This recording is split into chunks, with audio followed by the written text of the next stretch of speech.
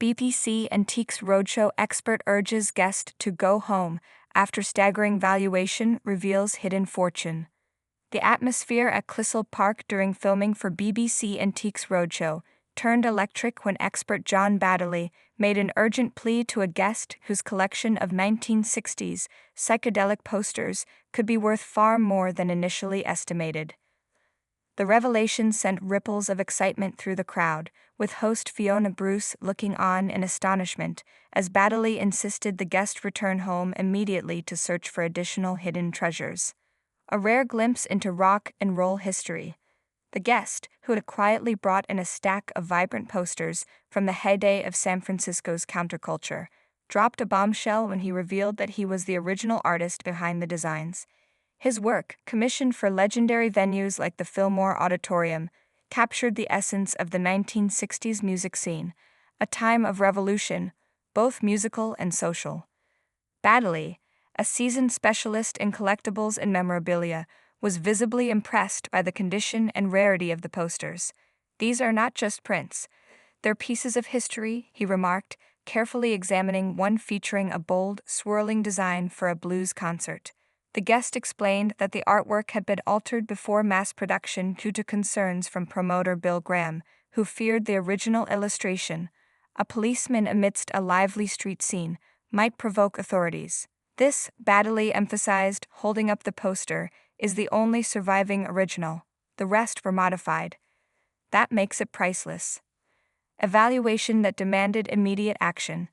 After assessing the collection, Baddeley delivered his initial estimates.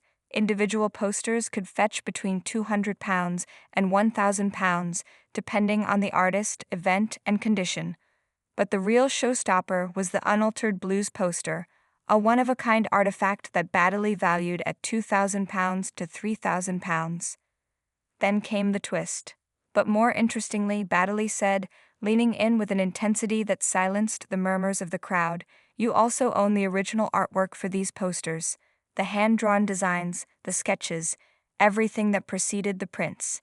He paused for dramatic effect before delivering the crucial advice. "Please, please, please go home and see if you can find them. Because if you do, they could be worth many thousands each." The guest, momentarily stunned, admitted that he hadn't considered the value of his preliminary sketches. "They're probably in storage somewhere," he mused. "I never thought they'd be worth anything." Why original artwork commands such high prices? The antiques world places immense value on original artwork, especially from iconic cultural movements. For collectors, a preliminary sketch or painting used to create a famous poster is far more desirable than the mass-produced print itself. These pieces offer a direct connection to the artist's creative process, often bearing pencil marks, corrections, and unique details lost in reproduction. In the case of 1960s rock posters, original artwork is exceptionally rare. Many artists worked quickly, under tight deadlines, and few preserved their drafts. Those that survived, particularly from venues like the Fillmore or the Avalon Ballroom, have skyrocketed in value as the era's music and art gain historical significance. Baddeley explained, "If you have the original drawings, they're not just posters, they're art. And art from this period, especially tied to major events or musicians, can sell for tens of thousands at auction." The potential fortune waiting at home.